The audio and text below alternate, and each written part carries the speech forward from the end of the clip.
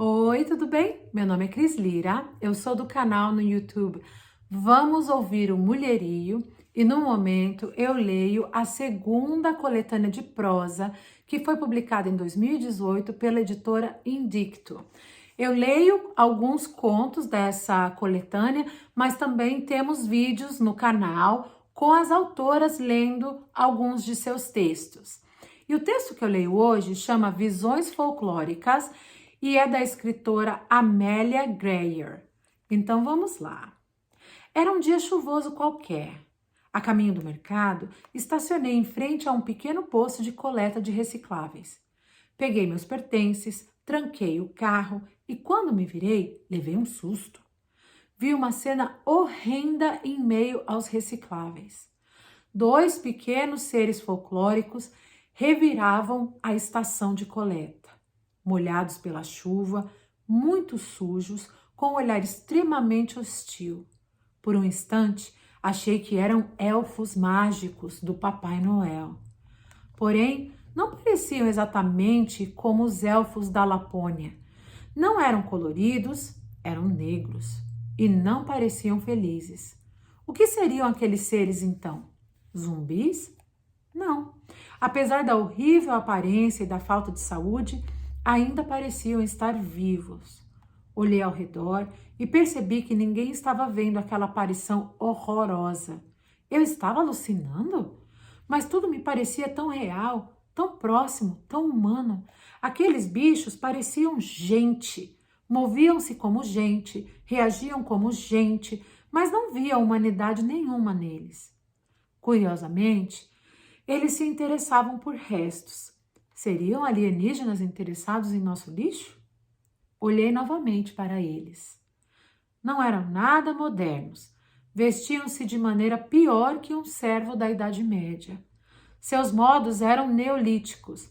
Pareciam criaturas de um passado distante, deformadas por séculos de seleção natural violenta. Impossibilitado de definir o indefinível, afastei-me devagar para não ser notada. Não queria despertar a atenção daqueles olhares nada amigáveis. Tarde demais. Ao som de meus primeiros passos, o ser menor veio em minha direção e intimou-me com uma pergunta. Seria uma pequena esfinge? Para minha surpresa, a criaturinha tinha voz doce, trêmula. Felizmente, o enigma era simples. Ele só queria moedinhas. Mas se não tivesse dinheiro, poderia ser alguma comida, porque estava com muita fome. Senti-me ridícula por ter temido uma criatura que aparentemente sofria. Dei algumas moedas a ele, com certo receio, e foi então que todo o horror se dissolveu. Os dois abriram um enorme sorriso. Afastei-me.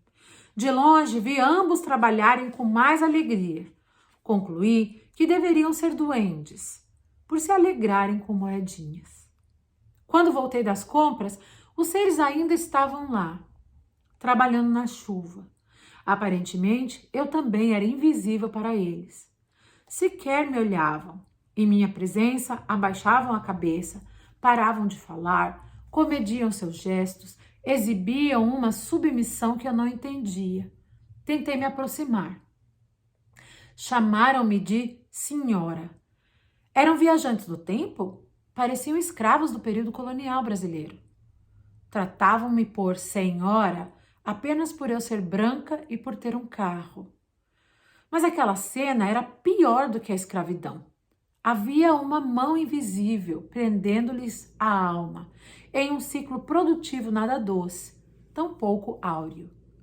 Na visão folclórica que eu enxergava, não havia correntes nem pelourinho, mas ainda assim, aqueles pequeninos estavam tão machucados, sangrando de maneira invisível, lendária, como eram.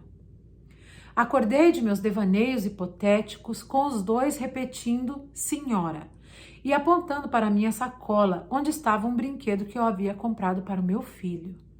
Eles olhavam para o brinquedo e sorriam de forma estranha, de uma maneira que me parecia familiar. Tinham algo estranho no olhar, que lembrava meu filho quando via um brinquedo novo. E então, finalmente, eu pude perceber que os dois seres folclóricos eram apenas crianças. Crianças como meu filho. Crianças normais, maltratadas por um mundo sobrenatural.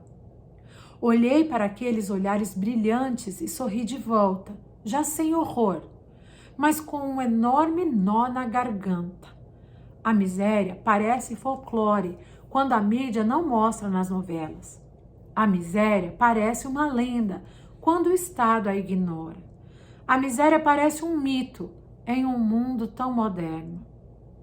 Parece loucura, pois ninguém enxerga mais, ninguém mais acredita, nem se assusta. Parece, mas não é. A miséria é real. É horrível, assustadora, irracional. E é muito, muito difícil de acreditar.